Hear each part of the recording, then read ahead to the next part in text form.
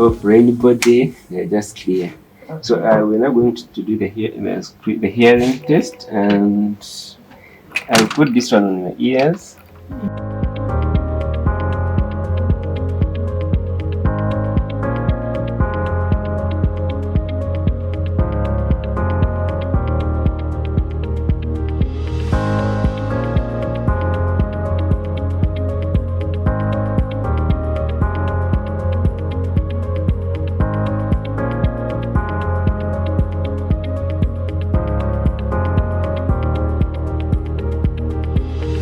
Check at least every year. Every year.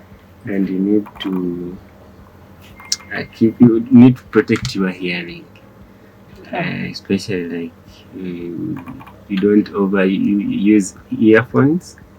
There are some drugs that can cause hearing loss.